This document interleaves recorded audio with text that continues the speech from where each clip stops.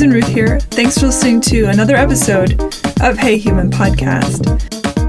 This is episode 204, and I conducted this one over the internets with MADEbyJIMBOB. Some of you may remember that name if you've been a listener for the entirety of this podcast. You will know that I first interviewed him way back in the beginning in 2016, and I've been following his Instagram for a very long time. He's a political satirist, not just politics, socioeconomic satire, technology, the gamut of all things human and beyond. Aliens show up here and there, robots, that kind of thing. Anyway, he does these cartoons, and his commentaries are really fascinating. So I've been following him for quite a long time. We always have really fascinating conversations. I don't agree with everything he has to say. I'm sure he doesn't agree with everything I have to say. But for me, that's what makes the conversation so delightful. I think it's important, to talk with people that you don't necessarily agree with all the time. I do. Some of his cartoons really make me think, and to me, that's very important. This is the whole point, right? Being a human is to think about things and to go deep within oneself and the outer world and the inner world and beyond, and the metaphysical and the spiritual and the emotional and the intellectual and the technological. And there's something about his work that really does make me do all those things. So again, I've seen some of his posts, and I've talked to him about this, where I'm like, whoa, that's just so not my thing, and I don't agree or whatever. But I appreciate what he's doing with his work, what he's trying to do with his work. So anyway, I asked him if he'd be on the show again, and he agreed. And so this is that. And it's fascinating, and I learned a lot, and it gave me a whole lot of stuff to research, which I've been doing. And I'm going to put a bunch of stuff on the links page on heyhumanpodcast.com for you to look at. I encourage you always to, whatever you hear out there, whether it's this show or any show or something you read or in the newsprint, especially in the newsprint, that you take that information and then you go do your own research. Take nothing at face value. Nothing I say, nothing my guests say, anything you absorb out there in the world. It's all subjective. We're creating and developing and understanding from wherever we are. So anyway, I encourage exploration. Go forth. Usual stuff, social media. Hey Human Podcast is on Instagram and Facebook. You can find my personal Susan Ruthism, Facebook, Instagram, and Twitter. I'd love to hear from you. You can email me, Susan at Hey Human Podcast. Oh, you can rate and review Hey Human on iTunes or anywhere that you listen to your podcasts, on any of those platforms. It really helps. So please, if you are enjoying the show, take the time to go and rate and review for a few minutes. That would be really great. SusanRuth.com for my regular old stuff that isn't podcast related. And of course, I mentioned already, heyhumanpodcast.com if you want to check that out. Very big thanks, especially this week, to those of you who donated to Hey Human Podcast. These are very uncertain times, and I appreciate the support more than you know. So thank you for that. If you who are listening would like to donate and haven't had a chance to, you can find that on the front page of heyhumanpodcast.com. There's a donate button, and I appreciate it. All right, well, thanks for listening, and as always, I'm sending big love out there into the world, and hang in there, hang on, and love you. Thank you. Here we go. MADEbyJIMBOB, welcome to Hey Human. Hello, human. How are you? Good, how are you? I'm good. Welcome back to the show. You were on my first year. Wow, what, 2016 you said? That's right, 2016. Wow, perseverance. You were, as you said, an OG. And I'm an OG. I'm an OG okay human. That's right. Now, way back when, so you have an Instagram called @MADEbyJIMBOB, and I discovered you way back honestly, I think your Instagram page was kind of new back then, and you were doing jewelry and things. Yes, when I started, I had a jewelry store actually in North Hollywood, and I just wanted to get into doodling, and I realized that I had other technical artistic skills in the art department, like painting and stuff, but I wanted to just do doodles, and I didn't know what to say, so I started with just kind of cute pun stuff, and then it wasn't until 2016, during that upcoming election, where I started just participating in more political-driven, cultural-driven stuff. And it started with, because I actually I voted for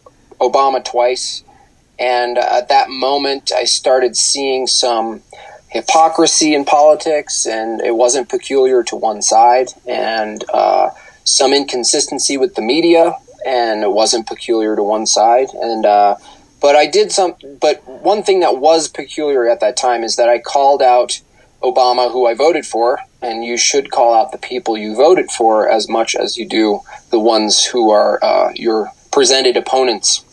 But I got quite the backlash, like, you just, don't do that, you're making him look bad. And I'm like, for me, it's principle. It's if I disagree with 26,000 bombs and I voted for the person, I'm going to call it out. And so it all kind of started there. And then as time progressed, I realized that, first of all, a lot of the left-right stuff is, in a way, manufactured and delivered to us, almost like a WWE action, weekend event, and the news certainly is a lot to not necessarily blame, because that's literally their business, is to create those false dialectics.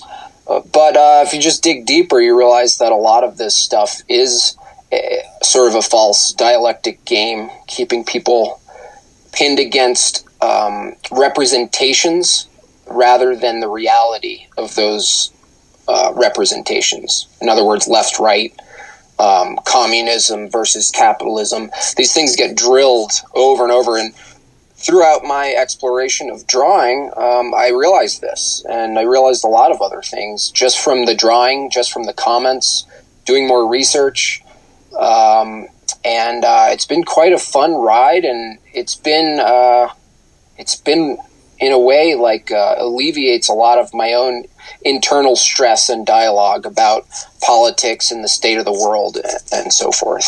And there's a few things you just said that I want to touch on, and hopefully I'll remember all of them, but you make a really crucial point, I think. I know that I've, again, been following you for a very long time on Instagram, and some of your posts and cartoons and things, I look at it and I think, I don't know if I agree with that, or I don't know what that means, which then of course makes me go look things up, or but that's okay.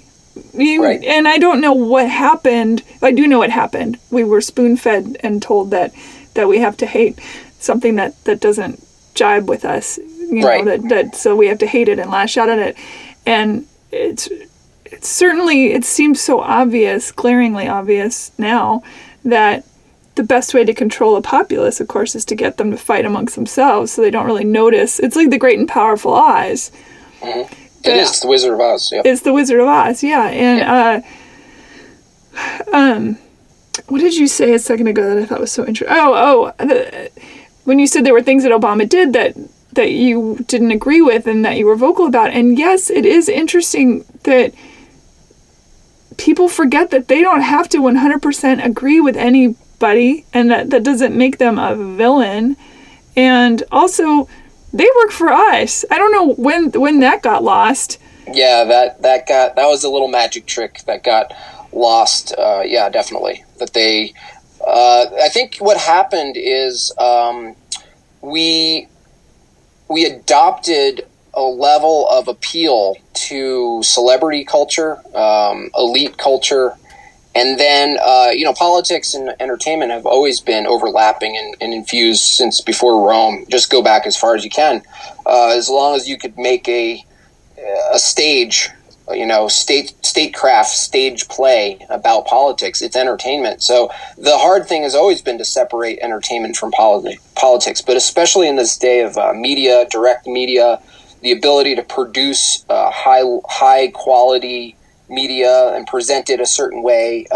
News, entertainment, and politics are all one entity now, and I think because of that, you get the sense that they are not our employees, or they don't work for us. They are presenting to us, and we're cheering from the stands, and in a way, that is sort of a trick to have us look at the like they're better or bigger or they know better. And they're just humans. They're just humans. They're mostly men who have their own agendas, left, right, or center.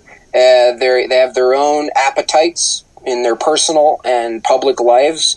They have their own cronies and friends and establishments that they're a part of, and those that they oppose.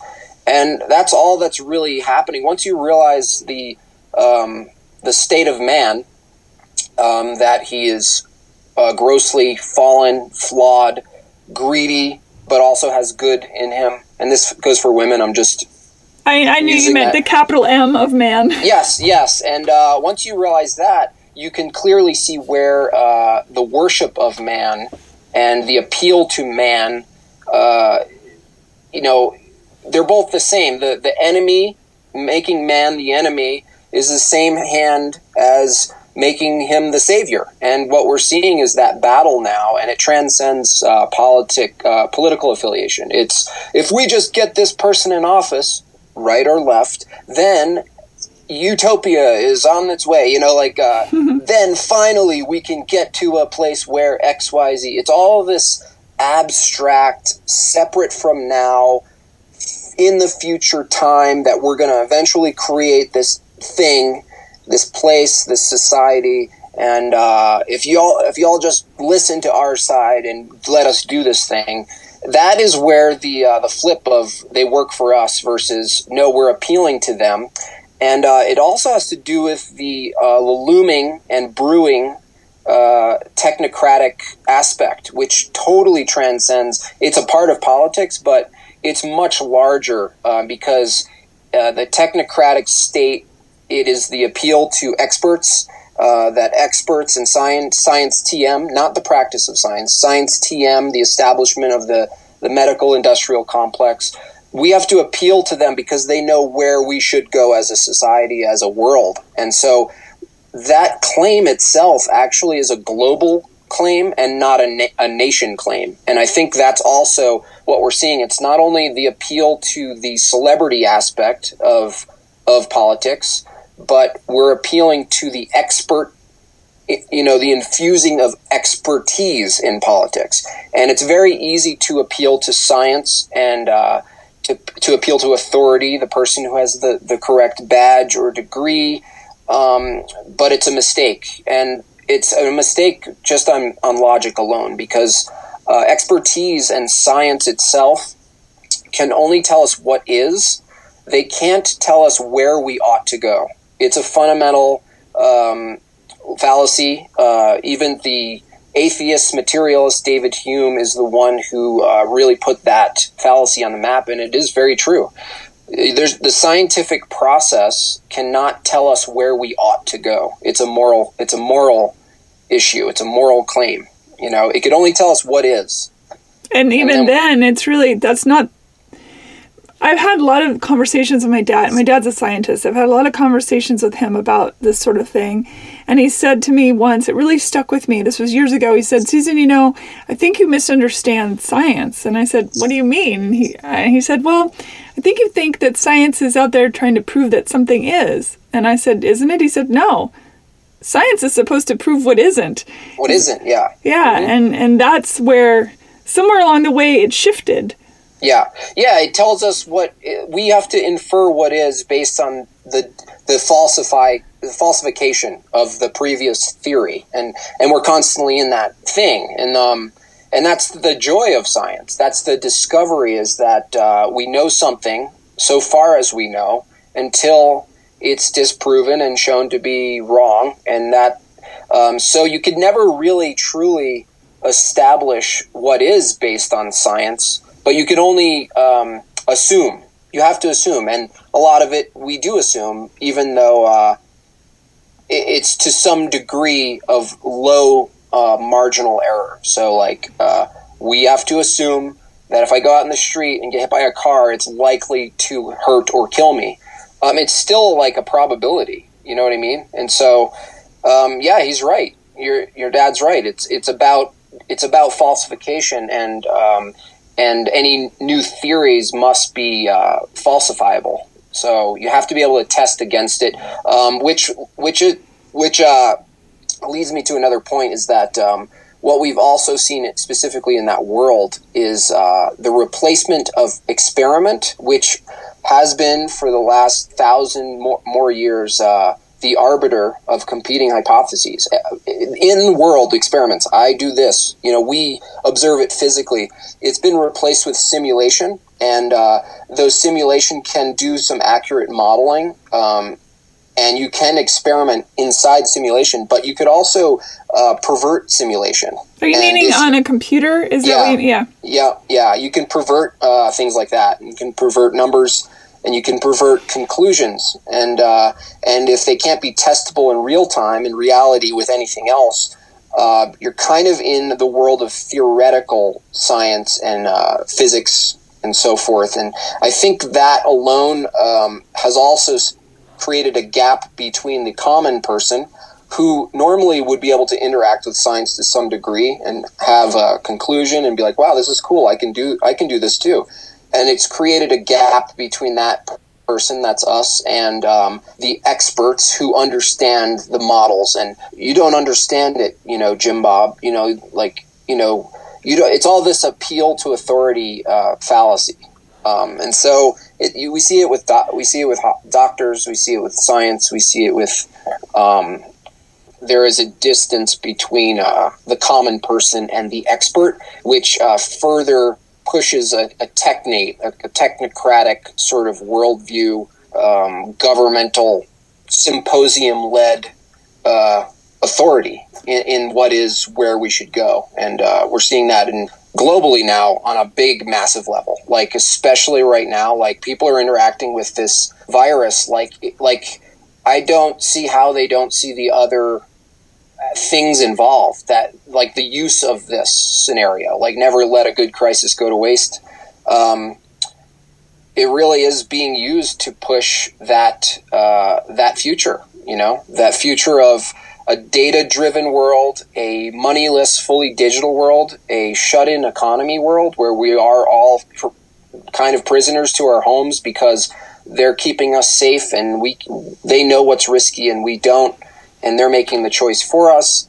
And just stay, there are people who voiced it, that this will be the new normal, and that's all expressions of technocracy. It's beyond right-left politics, like, so far. Well, I think part of the language, always be wary of language, firstly, because there's montrification, which I don't know if that's a real word. If it's not, I just made it up. But I do think that things get said over and over and over again because it's the classic, you can tell a lie repeatedly and it becomes the truth.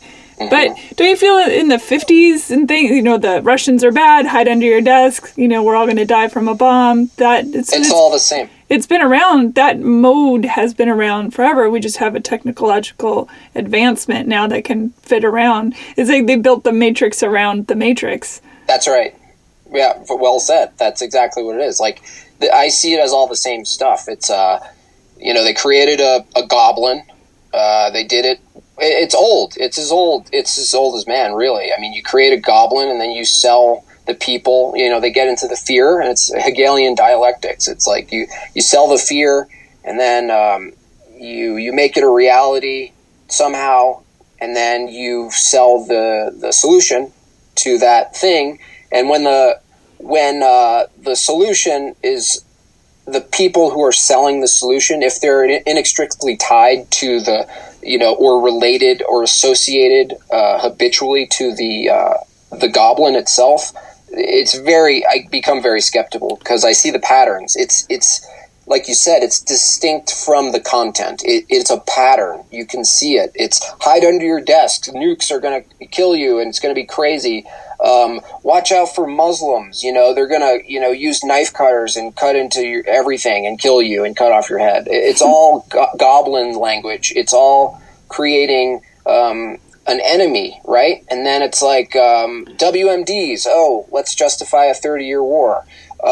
They're everywhere. Al Qaeda, they're old now. They're the old Nike shoe. Let's produce a new one called ISIS. And then let's place them wherever we want. And people will have to appeal to intelligence and the military complex, and we'll just have to believe them that they found cells somewhere, and they're going to go get them, guys, because your freedom is in a cave somewhere, by the way, in another country. So this thing is so clear once you remove yourself from the hysteria. It's very Ender's Game. It just reminds me of so much of Ender's Game. Have you read that book? No, I just listened to the audio. Yeah. Oh, okay. Well, same thing. It is. I mean, a lot of the pushes for these dystopias are also completely parallel too. Like they pull them straight out of sci-fi books, really. Oh yeah. As far as yeah. The thing is, I think it's even further than that. I think there's a level of acceptance to these ideas that are used through sci-fi. I mean, I think that that sci-fi can be co-opted by larger entities and be like, make this seem normal. In other words, like normalize this kind of scenario, and then we're more likely to accept it. Of course, that theory is a little harder to prove, but then again, intelligence has demonstrably has its feet in media and Hollywood and culture. Yeah, I did a bit of a deep dive the other night. I was looking through research about psyops, and I thought, God, does this make me a crazy person? But I was like, what if this is all just like, there's just a room full of people watching everybody's reaction and just like, wow, let's see what we can make them do now. It's like the mice where they shock them on this side of the table, and over here they give them sugar water, and over here, you know what I mean? And absolutely. I mean, I think that's absolutely what's going on most of the time. I think we're sold fear, and then I was saying on a stream recently that, like, when you think you have a spider on you and you freak out. So everyone's freaking out, and then we're judging the reality by the freak out and the measures taking versus looking, is there really a spider on you?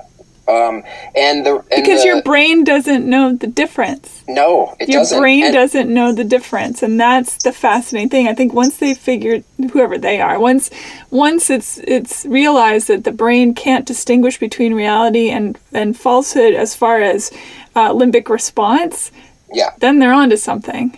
Yes, absolutely. I think that's studied. I think that's known by people. It is, for power. Sure. Absolutely. Or people who don't. I mean, I knew that. I have no power.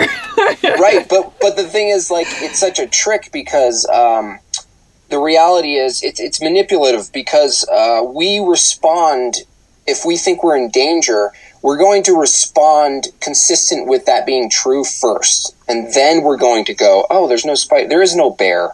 So that's the trick here, and if people utilize this, and they have, and they've done it over and over again, and it really is a kind of like, it's often done by government with the help of the media because they have that arm. They can use that now.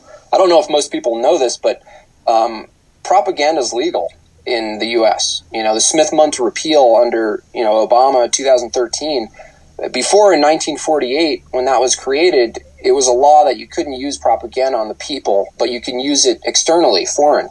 Now that the information age is here, and really you can access any information, foreign or domestic, they changed that, and now we are basically subjects, and it's this massive matrix, a hell matrix of disinformation, proper information, half-truth information. And then we're stuck trying to figure out, not only is there a spider on us or not, but it's even deeper than that. It's like there can be a half spider on you, in other words, so to speak. So there's always a half truth. There's always a half truth. That's the best way to get a lie out, is to embed a seed of truth in it. Absolutely. Yeah, that's what it is. And that's been done forever. It's been figured out. I'm curious why. Now, there's so many questions I have for you. There's a million questions. Firstly, do you think, I know some people, I do not believe this virus is man-made. I think that viruses just are naturally motherfuckers. But I know I've done so much research lately, partly in prep for you, but also just for other conversations I've been having, because people are fascinating, all the different things that they believe. I'm fascinated that they don't think America, or they, again, I'm using the word they with a capital T, but there are people that don't think America is capable of such, devious and diabolical things. It always has to be the other, which I find fascinating. And also, there are those that think, well, as myself included, that these types of viruses and things come along every so many years. There's a ton of people. We're crowded. There's animals interacting. The DNA is very close. It's not that hard for a virus to jump from one mammal to another. All that kind of stuff. Where do you stand with that? There's so many aspects to that. One is viruses can be synthesized. Even Bill Gates, who is now the official self-anointed godfather of all things virology, he's, you can synthesize a virus. There's proof of that. Yeah, and course. There is evidence that another virus that's as close to CoV-2, SARS-CoV-2, which is distinct from the disease it causes, which we're calling COVID-19. The virus itself, there is some history there where you can find it. It's there's a virus called SARS-CoV-WI, which stands for Wuhan Institute, V1, which is either virus 1 or version 1. And so they found this. This is the one found in the horseshoe bat, and didn't come from people eating bats. They found it there and they studied it. But there is documentation that they synthesized that particular virus, which is not the same as engineering. Engineering, like building from molecule up and whatever. They take a virus and then they tear it apart and try and figure out what it's made of and its properties, and that's a common practice. In fact, that's not even but this specific one, there's some evidence that says that even under Obama, he said don't mess with it, and I think that actually changed under Trump, where you could mess with it.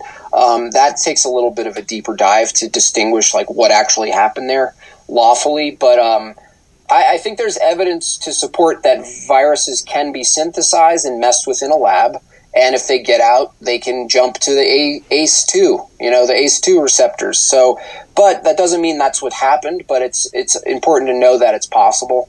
And then the other side of it is, it's not whether a virus, to me, the important question isn't whether something's natural and just came out of nowhere and hit us. It's to what extent is the threat, and how do we separate that from media hysteria and very unreliable, what's seen to be more and more so unreliable documentation and statistic protocol from the CDC and who they're directing to take the tally marks. That's a whole other world.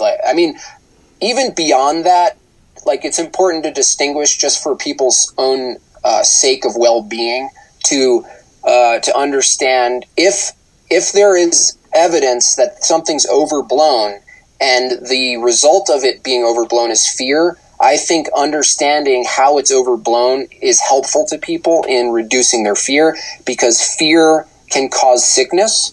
And there is something that's called the placebo, right? Everyone knows that's effective, right? It sounds like magic. How could that possibly be? Someone gives you something that's useless and it actually works. What is this, magic? But it's true, medically proven. The opposite of that is a nocebo, which is you give someone a placebo, but it's the opposite. In other words, an example is a doctor tells you all of the things wrong and unlikely to work with a a medication, right, or a process. And if the person believes the worst about that, they are often producing worse events. There's no way for me to prove this, right? But I can definitely infer it just based on that notion that we're experiencing a bunch of people who are so afraid, so anxiety-ridden, already potentially unhealthy, some to a morbid level, and they're causing a lot of they're doing it themselves. And that's hard to distinguish, regardless of whether they test positive or false positive or whatever. That whole phenomenon is something that nobody talks about. First of all, the fact that America specifically, we're already not healthy. Our level of immune deficiency, diabetes, heart failure, if you look at all of those, they're at the top, 650,000 a year heart.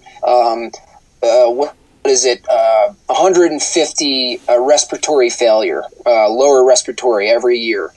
60,000 flu and pneumonia. And it's also very high among the poor people. Yes, yeah. Poor people are just they make like weird their choices where they put what food they intake, and if they. Yes. I thought of you actually. I was at the liquor store buying some liquor, and people always think of me. No, that wasn't the part that made me think of you. I was standing there, and this was probably 2.5 weeks ago, and I didn't have a mask on or gloves or anything. I was just, in the store. This was before here in California, they said you have to wear more things. But anyway, I was in there, and the man next to me was in full regalia, hazmat-y kind of outfit, gloves, mask, goggles, hat, the whole 9 yards. And he bought cigarettes, and I laughed for 5 minutes about that, and I thought, I wish Jim Bob could see this, because it reminded me of, it was one of your cartoons come to life, Right. Not to say, so funny.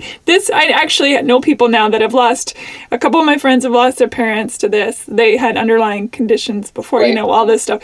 And one of my friends has lost 5 coworkers. So it's definitely taking its toll in real life. The immune response to fear it's so devastating to the body. Mm-hmm.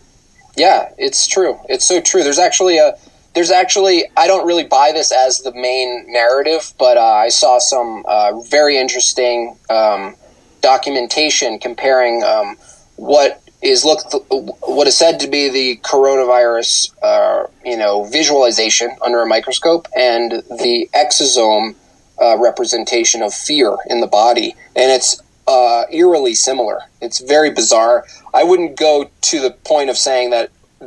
I would say the real impact virus in the mental state is fear. In the body, the virus is something that triggers the body's autoimmune system to respond and fight it, and it's actually the overreaction. Or the failure to react to something that's an imposter to the body that causes sickness. And that's what's interesting about the whole narrative, is that it's like viruses themselves don't kill people. It's the response the body is having. Autoimmune, because you drown yourself. Mm-hmm. Yeah. Right, and it's like, and it's hard for people to separate that, because they're like, no, that thing killed me, but then, based on that logic, you'd have to say that someone who survived the virus saved them, and you can't use those same logics. You know what I mean? It's that their autoimmune system was in good health. They were generally in good health, maybe younger, and they were able to fight or overcome the virus. And as a result, they're now not only immune, but their body has more preparedness. And so it's a weird thing to what I find. What I find most alarming about all of it has nothing to do with even the rate of death, even if it was way more. It's the response. It's the technocratic, huge sweeping response globally that has way more other policies on deck that are just too conveniently parallel to these actions. And there's too much history about it too. And Let's it's just like, start there now on let's sort of change tacks a little bit to explain, because I think a lot of people don't know this term you are using. So explain what that is. Well, a technocratic state or a technate, it's basically appeal to experts, scientism, which is separate from the methodology of science. It's the idea that science knows best for us and tells us where to go. It's a science, the teleos, in other words, the trajectory of where we should take science. It's basically taking a moral stance and tying it into expertise. And what it does is a technocracy removes all of the other standard traditional ways of governing, and it just appeals to authority and tells us where to go and what to do and what kind of constraints we should have in the world of consumption, in the world of production, in the world of mobility, in the world of how we eat, reproduction. It's also so. So if you just imagine a big group of experts, they're unelected, and they're going to dictate what we should do globally with resources, right? So this is all comes back to the first UN meeting in Rio de Janeiro.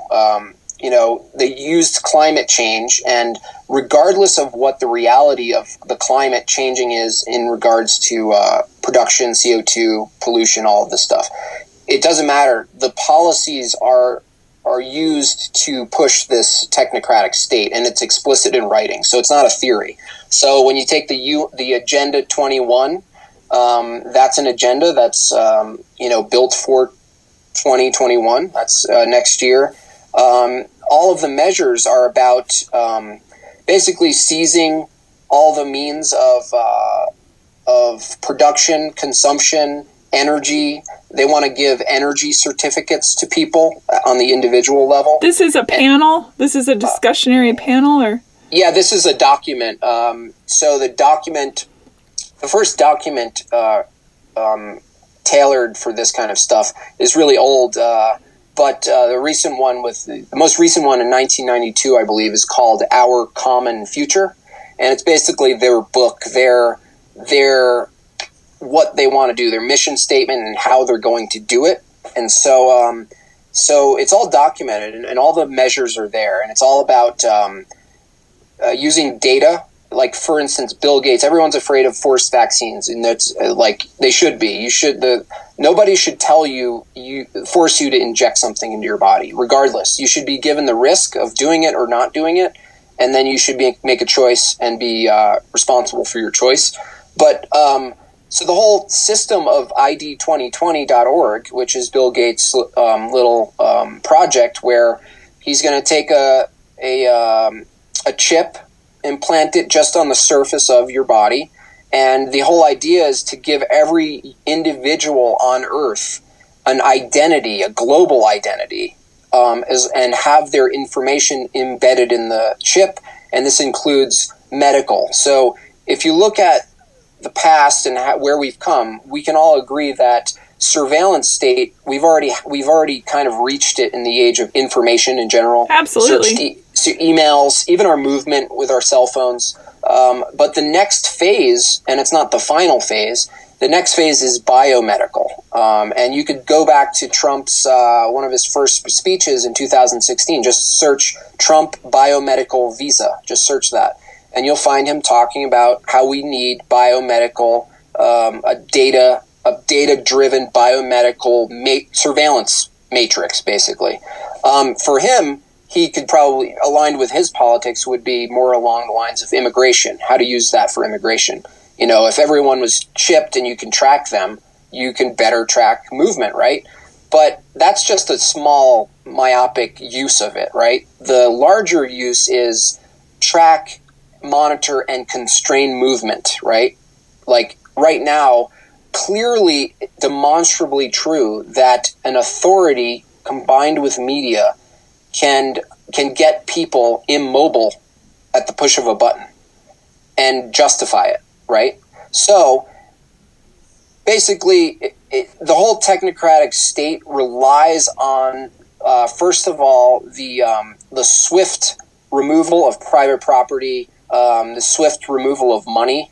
It has to go to digital, which is also in the works. The whole movement to digital, getting rid of actual paper money. Aren't we kind of in that phase, though? Yes. I mean, I feel like between Apple Pay, which I don't use, and your credit card, and I haven't seen real cash from any of my friends in a long time. So, and I don't mean to interrupt, but I don't want to forget that I want to kind of take this piece by piece. So the first part of what you were saying about moving about the world, let's say, and tracking individuals. Firstly, I'm curious, why would anyone think that everyone is important enough to track? Who cares? And secondly, what would be the end game of that? What do you think? Because to me, I think, well, why would anybody give a shit if I got on a plane and went to wherever? You know what I mean? Right. I don't understand why that's an issue. And the second question, of course, is if we've already been really, we're not in cryptocurrency, obviously, but we certainly use computers to pay for everything. So how is that different? So let's just take it bit by bit so that Okay. So the first thing is it's data on the individual level is not valuable. It's a massive level. So the only way it's really valuable is if you have the most possible amount of data on everybody. Bill Gates, his dream is to have everybody individually have their own data chip and have access to that data pool, right?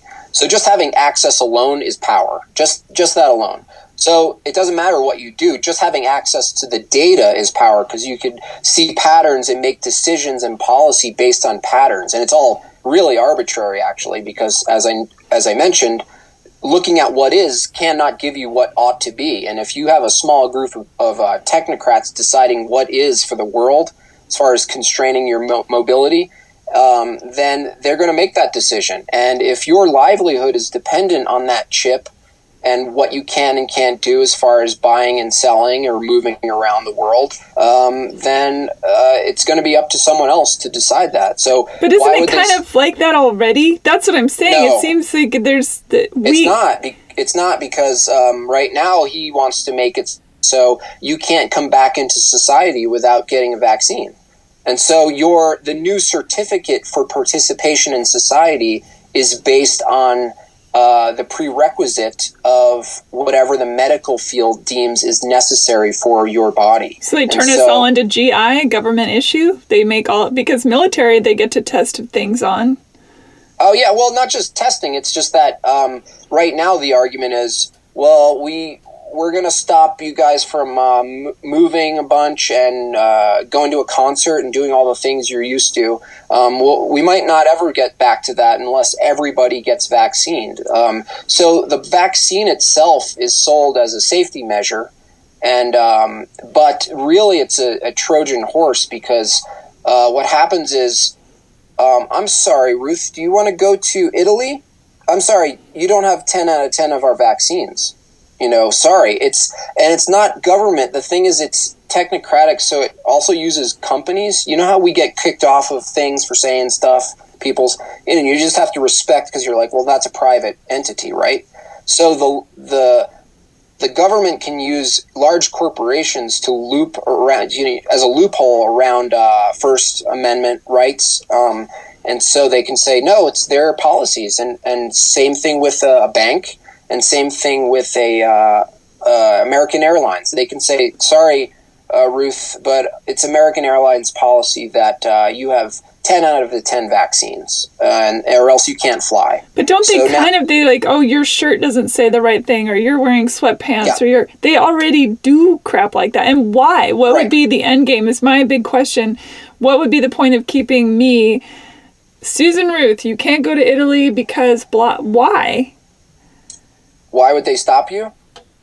Well, it's about having the power, acquiring and maintaining the power to be able to stop you. It's just about a power thing? Yeah, well, no, it's about a power, but it's connected to a utopian worldview where there's no poverty. You basically have a certificate for use of energy. So it's not even about stopping you from going. Of course, if you had if you contracted a certain disease or something that was communicable, they could say, you know what, even though it's a low threshold Contagion, Ruth, we're just going to play it safe now. You don't get to go to Italy for your, you don't get to get married this year. And even if, because it's about someone else making the decision for you. And if it's based on a wider ideology that there's a utopian vision in the UN documents that they're going to end poverty, nobody's going to be without food or energy or water. It's strictly idealistic utopian view. And so the only way to set up a system where you could, I mean, you can't deliver that, by the way, but the only way you could try is to basically maintain and acquire ownership over all things. And that's very explicitly in the plan and the documentation. That somebody like a Bill Gates, then, do you personally think that he has an idealistic sense, or do you think for him it's a villainous plan? No, I think he thinks what he's doing is best. I think his relationship to the world is an abstract one, and I disagree with that fundamentally. That even on our basic levels, like, we can't express love to an abstract world. I can express love to Susan and Susan to me, and one-to-one. That's how we experience humanity. It is actually one-to-one.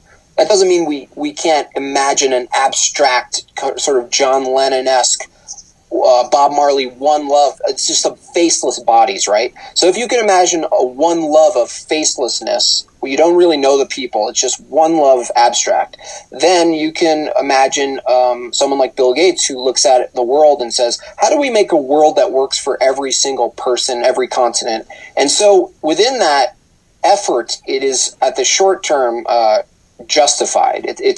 It's someone who fundamentally thinks the future of the world should go this way. And the only way to do that is to seize all of the energy and create a data-driven, constrained surveillance system where, even in China they have already, there's systems where there's a red light and a green light. And if you want to do something, you have to wait for your green light. You basically have a traffic sign for every movement and action, every transaction. But the danger here is that what's also explicit is energy certification, which is like the price of things and the exchange of goods and energy and products and services is no longer free will. I go make a pizza, right? It has to be qualified, and it has to be approved. So it's a removal of autonomy. Yes, on the individual level, yeah.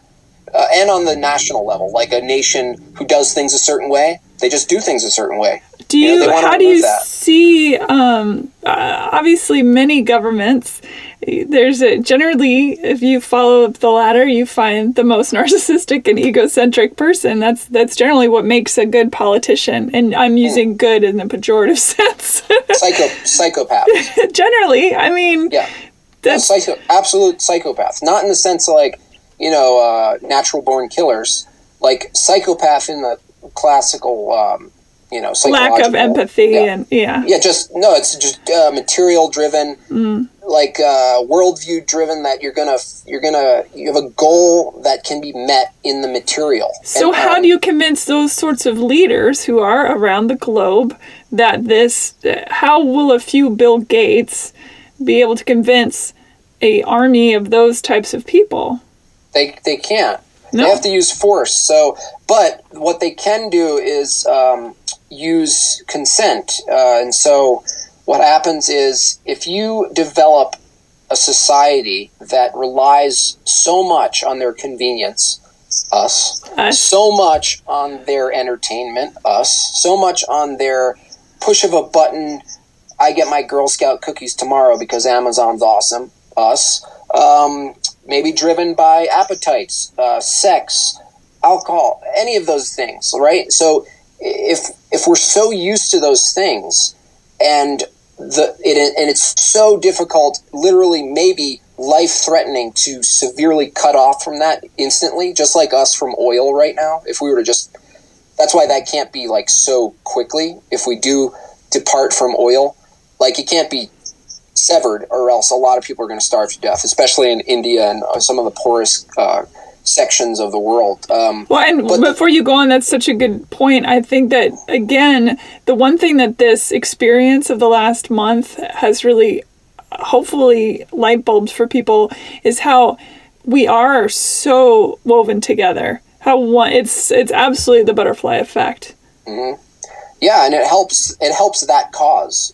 It helps that cause. It's that's why the abstract is very dangerous. Equality,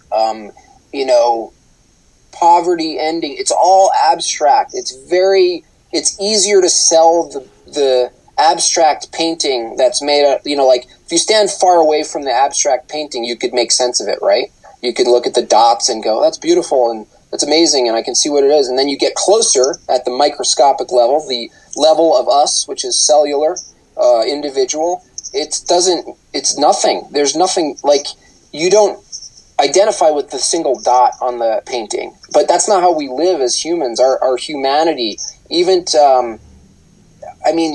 to some degree, even the utilitarianist, the material, pragmatically driven Bill Gates, the experiences that he has, that he values, are immaterial. They are not based in science. They are the moment with your daughter. That's how we experience humanity. It's one-to-one love, compassion, generosity, even our hatred and fear.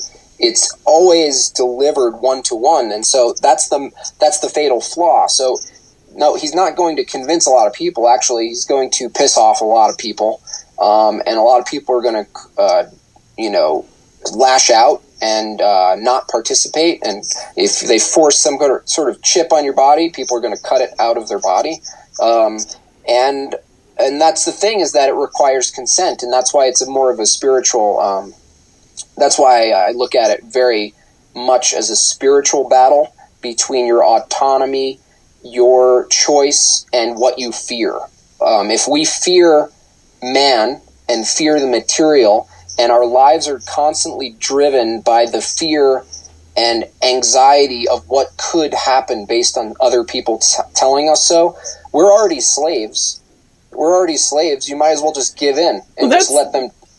That's the interesting thing about this virus experience, because I think it's showing a lot of people that they don't need the teat that we've been sucking on for quite a long time is not necessary. No, and it's great, and that's the good. That's where I bring in the good, is that there's always unintended good consequences and things that come out of this. Me spending more time with my family, people spending more time at home. In a way, it's like a jubilee. It's like yes, it's difficult and hard, and suddenly all these good things are taken away. But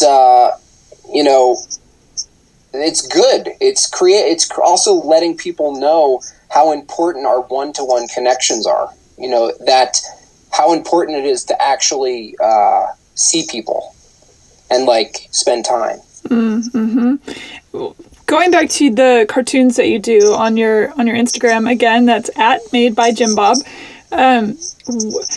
When you have about 50,000 followers at this point.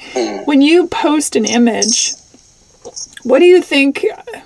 What's your expectation generally? And then is that expectation usually met, or is it, because I see people arguing and things get pretty heated. I read a lot of it. I'm sort of an interloper, I'm not going to lie. I read a lot of the comments, and I'm fascinated. I'm so fascinated by it all. Yeah, well, it depends.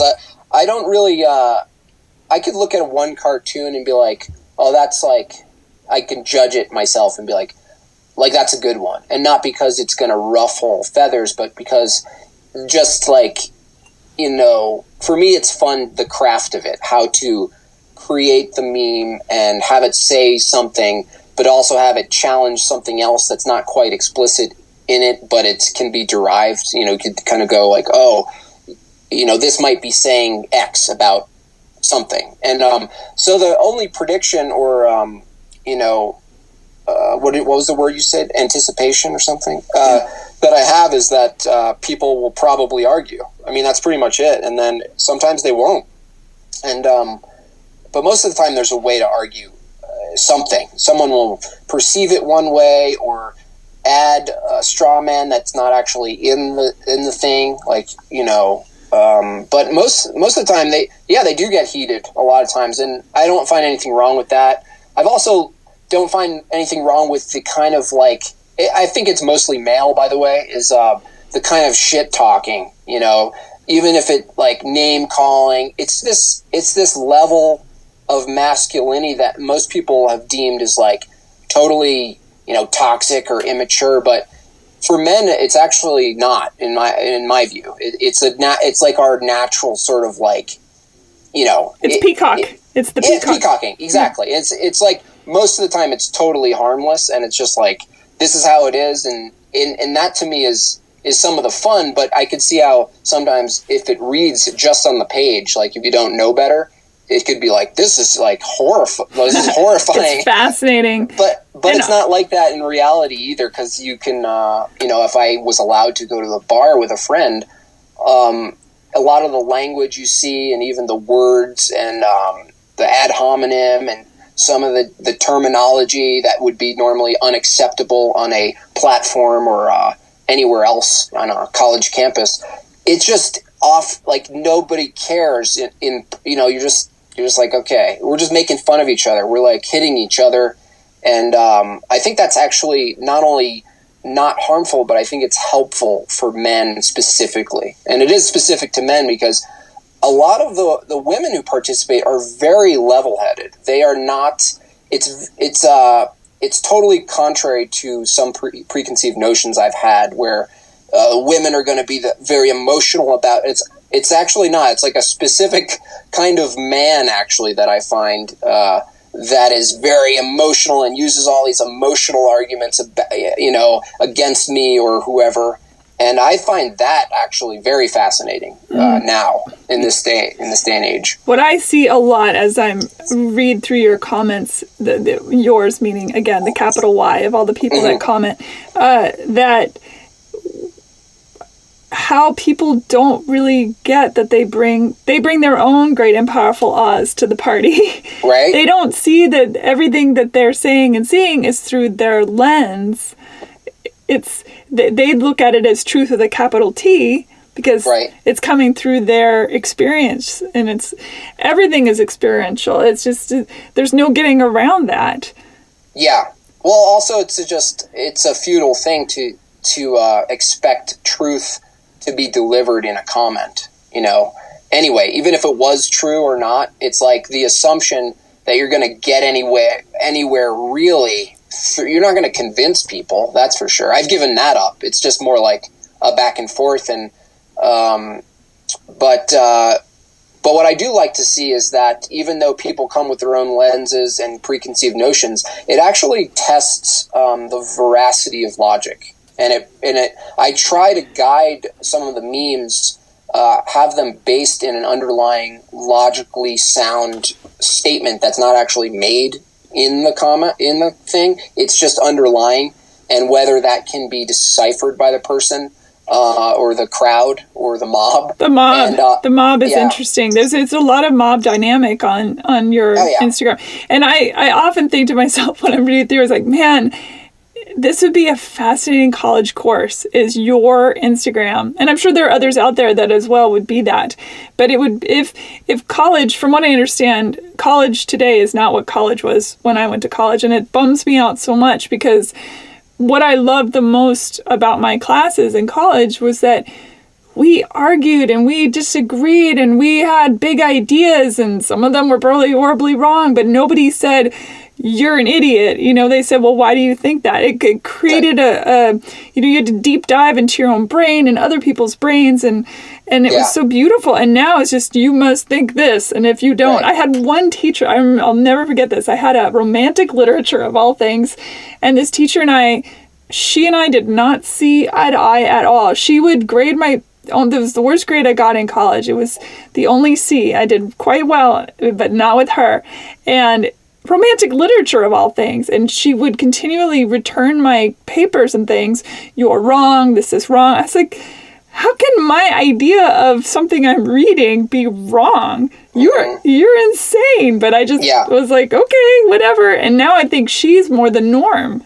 Yeah. No, absolutely. I think college itself became like that as well. And there's also, what was I going to say about that? You're wrong. You're an idiot. You're wrong. Like, it's like, the thing is, when you were in college, there was an accepted, it's almost like a contract. It's like in other words, like, if you go to a comedy club, which you're not allowed to now because that's over. If you go there, there's an agreement that you're going to see a comedian. The scenario and the environment, it's all going to be driven toward that as being the thing. That's why hecklers they're such violators, because it'd be like screaming in a restaurant to someone else who's talking, and you're violating what the agreement is, even if it's not in writing. And so when you were in college, the agreement was, we're going to explore ideas and disagree, and some of us will use good logic and some won't, and we'll just try to go somewhere. The assumption that people or everybody wants that on a comment section is just wrong. And so that's why I started where you're from. And I'm just like, why are these people, don't they want to know the truth and explore it? And the truth is not all people do. So, but those people will show up if they come. Like, for me, I'll get some trolls that'll just do like, and again, these are men mostly who are like, they'll be like, imagine thinking that, and they'll just like add like 3 emojis, laughter. And I'm just like, I have no patience for that. So I'm either going to call that person a name because they're using ad hominem. So I'm going to assume that they don't want to get anywhere in the conversation. So a lot of the horrific language, ad hominem abuse, verbal abuse, emotional abuse through the screen is a lot of times just mirroring. At least for me, that's what I do. I'm okay with that if someone's not going to present an argument about an idea, about a stance, a position, a logical statement, a philosophy. If they just come with that passive aggressive, just very, it's just low level, it's low vibration. And sometimes I'll participate, and most of the time I'm not happy. I don't feel good because I'm lowering my frequency. And sometimes it's funny to people and they like it it's almost like being a parent in a way. It's like, no, I'm not going to call my daughter all those names, but I will come at her with the same amount of authority to just put her in place, and so she knows, like, this is my account, I'm okay being challenged, but just use logic. Just use philosophy and logic. Use facts. Counter me. Tell me I'm wrong because X, Y, Z, and then I'll go back and forth with you, and it'll be fun. But if you're just gonna be like, you're such a homophobe, like, if you just say terms, right, that you're trained to say, it's not gonna work. You're not gonna convince me, and probably I'm not gonna convince you of anything. So we might as well just like have a little slapping match, like little cats. What do you think about the folks that call you conspiracy theorists? Because I see that happens a lot on there, and they compare you to like the QAnon people. Oh yeah, yeah. Well, it's funny because I think QAnon is ridiculous, but no, I'm used to that term. I mean, I've been called that ever since I started in with these rabbit holes, and I realized that if you go back far enough, you realize that the CIA created that term for that very reason, is to discredit people who question their behavior and some of the things they've done. And so conspiracies exist, conspiracy theories exist, and the only way to figure out whether it's a conspiracy or not is to have a theory about it and pursue it. And then at some point you'll figure out when you're going wrong, or when there's too much inference or unjustified claims being made. But regardless, it's so fun to do. In my brain, I love trying to piece together all of those things and investigating and using your brain and being like, is there motive for this, and what kind of policies support this theory? And you can learn. That's what's so silly about that term, is that you could actually learn a lot more as a person if you put on your tinfoil hat. You don't learn much more if you just take it off, because that's just an expression that it's basically saying I appeal to authority, Like, other people are doing, like, don't you think that that was true? People would know it, like, and they would tell us. No, not at all. There's a lot of hidden things that come out later, declassified stuff. But the thing is, I don't pursue the material outcome, right? I don't think I have justice. I don't think I can deliver justice. I'm not going to try to. It's all about curiosity. It's all about fun and figuring out, what could be true. That's insane. That moment where you think something like could actually be true and it's really insane. Like, I had a follower who's in science and medicine, and I would make fun of Bill Gates and say he wants to, depopulate the world, and he thinks that's the best thing for humans. That's one of his measures. But he had 3 kids. That's right. Yeah, not his, though. No, not his. Other people's that he doesn't know. The abstract again. There's that abstract. You can justify a lot of things for the greater good if you can turn humans into abstract numbers, faceless beings, because you can actually make the argument pragmatically that, you could, if we take away 2 billion, we'll be at a really good place, Like, you could make the pragmatic argument for that, but the moral argument, it falls apart. That's I call it the Thanos. Yeah, it's the Thanos argument. Right. Yeah, exactly. And you can't base morality on pragmatism. It's logically, it's a fallacious statement. Oh, anyway, the girl was always just like calling me conspiracy theorist and this and that, and until last week when she started piecing together all of the things about Bill Gates that was very strange and a little too convenient with this current pandemic scenario. She was like, I'm really annoyed that I have to concede that you were maybe right about Bill Gates. Now, I take opinions that are supported by facts about people, and then I create hyperboles about them, though, just so, like, to give her some credit, where I make an extreme version of what I'm saying, and I put it in a cartoon or an animation. You're a satirist, yeah. Yeah. I do appeal to extreme, but what's so funny about the interaction is the extreme could be totally untrue, but if you just go 3 orders down, it's true. But you gave Bill Gates lizard eyes when he was talking with Oprah, and I thought, that's an interesting touch. Yeah, and that's just like a callback to, no, I don't believe there are lizard people, but it's also a fun way of creating, and not in a manipulative way, but dissonance, because there's truth in what I'm saying on a broader scale and down to detail, but adding the lizard eyes makes someone have to get over the lizard eyes and still understand that there's truth. And I feel like it's an even greater feat intellectually for someone to be like, he's putting the lizard eyes, so that means if I agree with what he's saying, then I think lizard people exist, and I don't want to be that person. But then that's what's funny about it, is that you can hold both of those equally and know one's untrue and the other one is. So where is your do you think that Bill Gates just is using the virus as, here's my way in, or do you think he was somehow part of? Well, I don't know that he was a part of it. I think someone like in that position is always in the position of plausible deniability in the event that something nefarious actually happens. I mean, he is getting sued by India for misuse of vaccine treatment, not telling them. So he does some sneaky stuff, but I can't. That's still pending in a Supreme Court.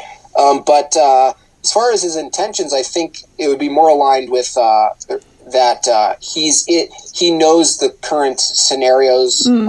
He's done the event 201, which is, we all knew. I mean, everybody knew that a pandemic was coming. I feel like I'm not in science, and I knew a pandemic was coming. It was, right, and it's just the strange thing is, it's like in that event exercise, it was specifically coronavirus, and that weirds people out.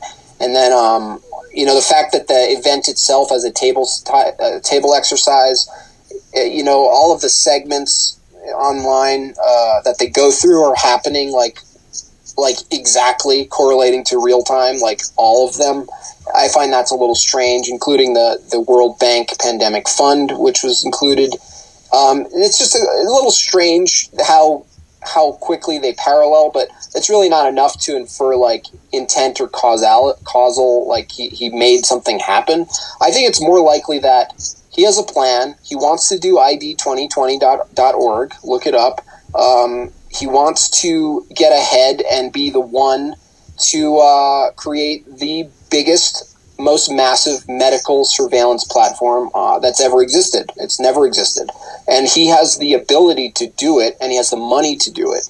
And he can use vaccination, this first pandemic phase where he can use it as a Trojan horse to get people on the platform, the digital platform, the surveillance platform, using a vaccine to introduce them back into society, is the Trojan horse. It's not, to me, it's not really about stopping pandemics. It's more about catalyzing those kind of systems for a much bigger worldview. And he's tied to those worldviews. Rockefeller and all of his friends that Bill Gates' dad hung out. He grew up in that world. That's the world he understands. It is a global view of the world, not a local view the way we live down the street. Hey, coffee shop barista, my coffee. It's not that world. 2 questions. Do you think it will be harder to get the people of a certain means, of a certain wealth on board, because they won't have a game in the hunt, or a dog in the hunt, I mean. And the other question is, oh shoot, I lost it, my train. Let's answer that one first, and maybe it'll come back. Well, I think it depends who they are. Right now, being Jeff Bezos or Cisco, you are enjoying it because you are the exclusive, essential providers for all things. And so if you can position yourself within the technate and be a provider and be an expert or be one of the main people, then you're in. If you're not, then you might fight against it. So I would say it depends on what game you're in, again, these are expert. This is science, engineering, medical. That's the 3, and military. Those are the 3 sort of the 4 pillars of a technocracy. And I think he's twice as rich as Gates at this point. I mean, his wealth is just on an upward. It depends, but a lot of them won't. Like oil people won't. The idea that currency is then given by compliance and by resource, like it's not given by money or backed in anything else like that. It's that gives the authority to a very small group of people who are trying to govern it via computer screens and like looking at us as graphs. That's the real sick part about it to me, is that I look at humans as beautiful creations from a creator. We have our dignity, and all of the immaterial values that we love outside of ourselves are within us also, and they can't be proven, taken away, or discredited with science. Science can't give us these things. They are, what the founders, who, in my view, sort of inverted it, actually, identified as, truths, self-evident truths about us as humans. We are not graphs. We are not numbers. But you could argue that the founding fathers also were just talking about their own kind, rich, wealthy, white dudes. They weren't really talking about the poor. In fact, they themselves set it up so that their voice made more of a shout, right? Well, it's still assumed, on a deeper level, it's just, what they did is they still assigned man the arbiter of rights. They turned the language into man will govern these things. Like they at least said, it's given by a creator. That separates it from man. If man gives you rights and gives you your dignity, man can take it away. But they can't, because man can't create a thing, an item called dignity. Man can't even create logic and hold it in his hand. So these things they're there. They're immaterial absolutes, and the founding fathers can't produce them or deliver them or take them away, and neither can the techno state. So they're all the same. Like, it's the same shit. It's just it's just men having a utopian view of society, or some best view. And it's still material based. It's still based on what we can produce here on Earth. And that's just fundamentally against what my worldview is, in that we're not here to live forever. We're not here to set up the best possible system for the most amount of people and then discard the ones it doesn't work for. That's it. We're here to love people, really. We're here to express love, procreate and generate more love, and experience each other on a one-to-one basis, and protect the immaterial values and absolutes that make us human, and protect them at all costs. So 2 questions that come off of what you just said. One, you talk about the Rockefellers and the Gates and how those families all have known each other for a very long time. Why not have started this sooner? And second question is, do you think religion will get in the way of this non-religion? I mean, you could argue that technology is its own religion, but yeah, it's those all things require faith. It's just where you're putting your faith. Is it in the immaterial? Is it in God, or is it in Bill Gates and science and empiricism? And so, but no, this did start a long time ago. I mean, a lot of these movements go back to Bertrand Russell, who is a globalist thinker, writer, and before. These things have been written down for a long time, and the beginning, of the technocracy as a word, as a view, started in Columbia University. And I might be wrong about the date, but I think it was like 1938 or something. It was either 38 or I think it was 38. So it goes back pretty far as like the vision. The vision is clearly science is going to really influence things. And if we just get enough data and experimentation, then that's the truth, like science is the truth, right? So that's really the underlying assumption here, is that science is the truth. So I would argue that the actual vision for it started way before. There is actually Plato's, I forgot the name of it. Basically, it was an idea, a utilitarian, science-based idea of a society, and it goes back to Plato. And these things aren't new; they're just enhanced by our technological advancements, our advancements in science. And like Eisenhower said, a lot of people go to that famous speech where he's warning us about the military-industrial complex. You know that one? Yes. Well, if you just stick around on that, which it's usually cut off in all the clips, just hang out in that speech, and he does mention the scientific, medical, industrial complex as just as threatening. So does Einstein. Einstein did as well. Einstein said, I can't remember the exact wording of the quote, I'll have to look it up, but about technology, when technology becomes more important than humanity, right, it is the end of days, basically. Yes. Yeah, and your second question, I think religion just generally, because most of it is based in an immaterial, absolute entity that transcends human, that alone, the worldview alone, regardless, you could argue the logical inconsistencies comparing those things, religions, certain theology in general, but just on a basic level, like a lower order of thinking, is that those people who know that their value is immaterial, that science can't produce dignity, that science can't prove logic exists. They can only use logic. They can't justify logic. They can't, or this idea that all knowledge is from science, right? It's easy for people to make that claim, and they don't realize that that's a claim about knowledge that can't be proven using science. You can't prove all knowledge is from science, because that is again a major knowledge claim, and it's totally separate from the scientific process. You can't. So I think what people will see, and I don't think anyone ever stops seeking God in all of their ways, whether it's New Ageism or Eastern philosophy, meditation. It's clear to us that we are spiritual, moral beings, and fighting over and figuring out what the basis truly is of that and where we source it is part of life itself. It is part of the game we're playing here.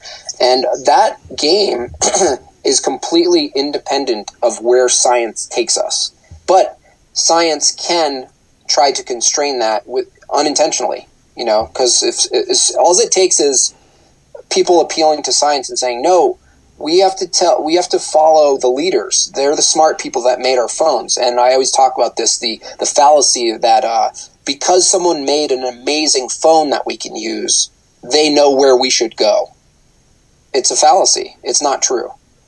You can make a lot of cool things. It doesn't tell us where we ought to go. That's a metaphysical claim. That's a spiritual, a moral claim.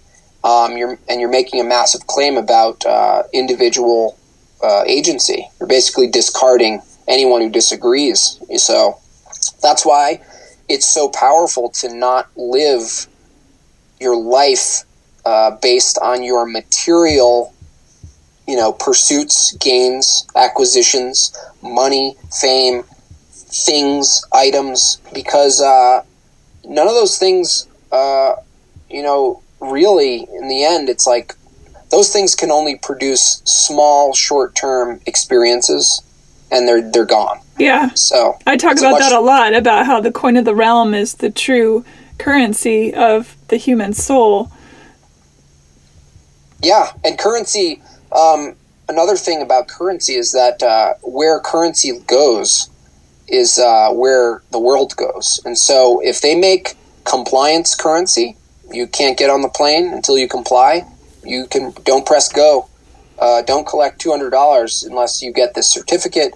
All of these like man-made constraints. We already have many, but it's isolating it further down on the atomization, like atomizing it further down to every single choice and movement is where the trend is going. And placation is a series of steps, right? Placation and turning people into veal is a series of. It doesn't. Yes. It doesn't even really take that much, I don't think. No, it just takes putting their head in sort of a vice and giving them the proper feed. Well, and they can put the vice could be made out of comfy pillows. I mean, it's going to be comfy. That's the thing. It's like Wall-E. It's like keep people in their comfort zone, eating the feed that you want. And it's funny that it's feed. It's like just like a cow or a goat being stuck and eating the feed. We're eating our feeds from our phone, and we're being milked at the same time for our data, and that's being used to then generate sort of like a system or a view or some kind of structure that people are making decisions that they think is best for us, and we're just the consumers and deliverers of data. Like we're basically like cattle already. Literal, like we are treated that way already. I agree. These are the next steps. It's like I just saw a website where you can look up your social security card number and find all of the bonds that are on your card number. You don't exist. You're not a person to a lot of people. You're a securities exchange. You're a risk or an asset, and that's just already shows that there are people who live based on a utilitarian view. That you'll have to send me that website. That you're just. I will. I'll text it to you. That you're just data, and and it's all. The good news is that it's all about non-participation. You were saying like, can these people convince people and force them? No, force is going to be so bloody. They don't want to kill all their cattle. Then we can't produce. So people have to realize now is a time to express your agency. And that your assertion that you get to say what goes in your body and what doesn't. You get to non-participate in systems that you don't want to. This move to lock everyone into a system is there's going to be a fight over it, and the proper fight is not force or violence. It's non-participation. It's just no. I will not participate, and that's not to say that others won't. They will. A lot of others will because they want their fancy cookies. They want the Amazon box, and they want you could probably the pillow. you say, a soft pillow could be your, $3,000 worth of social credit, that you can use on any thing outside. As long as you don't go in and sit down, you have to pick up your sushi to go. It's a very fascinating. I mean, I could see this movie actually, just where that ties into the prison complex, the industrial prison complex. Women obviously have had a long time battle for dominion over their own bodies. There's so much. Yeah, no, this is the prison in the real world. We're entering it. I mean, like safety, like you're safe. You're safe. Don't worry, we're going to give you safety and give you all these measures, but don't worry, it's worth it because you might get sick. I mean, who knows? We gotta make these intermittent. I mean, they just came out with a Harvard study that they're trying to make the claim of intermittent shut-ins and basically having a full-on, unending set of measures globally where other people get to decide when you can and can't leave your house to go see your mother. Well, it's also very hard to protest when you're not allowed to leave your house. Exactly. Yeah, exactly. You can do a Zoom. I mean, I think you had one. The Zoom protest is hilarious. That's the trick. That's really what's going on here. People have to get over this idea, and they will. It takes longer for some people to realize to what level this is being abused and to what level it's being they're using deception. And you have to understand that no matter what threat there is, you are the one who has the decision of whether you want to expose yourself to threat. You do. And you have to maintain that. You cannot let Bill Gates decide what is and isn't threatening and what, someone else deciding whether you can go see your mom or have a birthday party for your kid and play t-ball, based on what? First of all, on what basis is someone dying of a virus bad? Has that not happened before? I think it's the spread of it that is. I have friends who are doctors and nurses who are in what you might call the front lines, and it's a shit show. It sounds like it is, but on what basis is it wrong? It's a shit show. It's horrific. Oh, you mean wrong to expose oneself? Or on what basis? On what basis should anyone have the power over other people? To take measures just based on that alone. But see, right there, what you just said, this is what reminds me of the founding fathers who felt that they knew what was best, and therefore they wrote the Constitution. They didn't write everyone into it, by the way, right? That came along later. Right. And even though they've been written in, they still don't have the same rights, and so it gets very tricky very fast. Well, that's why it's a metaphysical argument. It's not, the founding fathers can't decide who gets rights and who doesn't. They can write it and they can try to enforce it, but if you believe your rights, your body, your dignity, your sanctity, and all of those things transcend man's opinion, they don't get to say, and that's what needs to be backed right now, is that men don't get to say you can't see. Regardless, it doesn't matter. You can't say you have to cancel your wedding or your family reunion or your daughter's dance recital because this many people got ill and the hospital was a shit show. Those two, even though it's very hard to separate those things, it's still giving other people the authority in telling us at what point we should not have horror. Meanwhile, the same authority funds endless wars. Over 1 million people dead. We don't stop living and producing what's good in the world and meeting each other in assembly or going to church or all of the things that make your life what it is. We don't stop because there's a plague. The plague... this is an old trick. They did this with pox. They established this state-directed, you can't do this, you better leave, go home, we're going to arrest you, all of this stuff. You're talking about the chicken pox?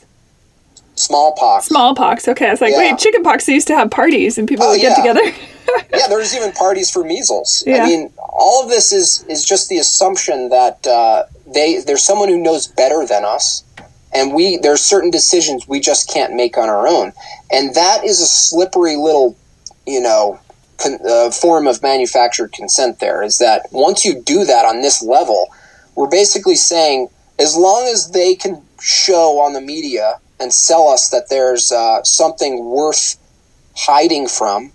Then they can just hit a button and say, you guys all hide in the dark like cockroaches until we say so. What are you going to do? What is your plan? I'm looking at this and I'm going, well, because my fight isn't in the material, I'm going to watch it first. And then I'm going to see if we can defeat it and say, no, we're actually going to go back. And there's enough people who are saying, I know this is risky and whatever, but I'm calling your bluff. Me personally, I don't think it's right now the numbers are still not near N1H1. And I have proof that they have inflated numbers. Regardless of the shit show and the experience the frontline people have of dealing with severe cases, a lot more people coming in. There's also tons of hospitals that are just dead and waiting, right? They're just waiting for the big thing, right? So I think it's more likely that it's being inflated and used for other political issues of other policies that are set in place. I can clearly make that argument based on what is, and I think it's a matter of people calling it out. And I think the glee and glory and what is it called? The relief of when people fight against a massive form of deception. The relief that comes from them exerting their own agency and defeating that deception is greater than the sense of safety that they're going to retain by listening to those who are deceiving them. I just think we are, as humans, are more likely to want to be free and risky and in danger than be protected by Willie Gates and all of his expertise, I'd rather die. I'd rather die. Along came a half spider named Oz. Exactly. It really is Oz. And then you just take that little doggy, Toto, Does the fact that you have a daughter change anything? I have two daughters. You have two daughters, okay. Yeah, and like right now I enjoy it because it's like I don't want to be forced to be at home, but I will turn this situation into good and experience all the greatness and fun that I don't get to because I'm working. And so there is a certain sweetness to the pausing from the rat race, this constant, I'm a rat working for this money and the money pays for the thing, and then I don't have time for the thing that I really want. And so it's not all bad. It's hardly bad. Fighting the deception is less about the measures. It's more about deception itself. It's like a spiritual battle over the mind and body. But yeah, it changes a little bit. Like she was in dance class, right? And she was going to have a recital, and we have to switch over to this really, first level, low level introduction to dance class on Zoom, and it's just sad to me. I took dance when I was a kid. Like there's something about dancing that's physical that you watch and you witness physically. It's a being. It's beautiful. And it's not beautiful flat screen on a screen. It's not. It's just not. And so that's a little sad where I'm just like, that thing that my daughter, who's now almost 4, will remember. This is when the memories form. She's going to remember her parents answering weird questions that they can't quite answer. Like, why are we inside? Because they think everyone's sick, or because a number of people are sick. She's not supposed to experience that. I want her to experience the actual dance recital, and so that part's like, I don't like that, and so, yeah, it's changed a little bit. And, but other than that, I have no fear. There's never been a moment where I'm like, oh, what if, I have no fear that any of us are going to get anything or die from it. And even if this thing didn't exist, you could get something and die from it anyway. I mean, just the numbers are just ridiculous. Just cancer, just driving cars every day. Like, why didn't they shut down the economy from just basic lower respiratory issues, last year? It doesn't make sense. There's something very fishy and deceitful about all of this, and I'm going to keep fighting that position and until it's proven. All right, Jim Bob, always it is a pleasure to speak with you. I have so much fun in our conversations. Me too. I really appreciate your time. And I appreciate yours and everything you do. And thanks for constantly pursuing the opposite view or the parallel view or the things that are harder for you to talk about or harder for other people to listen. And you're always doing that. And I acknowledge you for that. Thank you. That means a lot. Thank you. Have a wonderful afternoon. And go dance in your living room or something. I will. All right. Thank you. All right. See you guys. Bye, everybody. Rate and review Hey Human on iTunes or wherever you get your podcasts. Thanks for listening. Bye.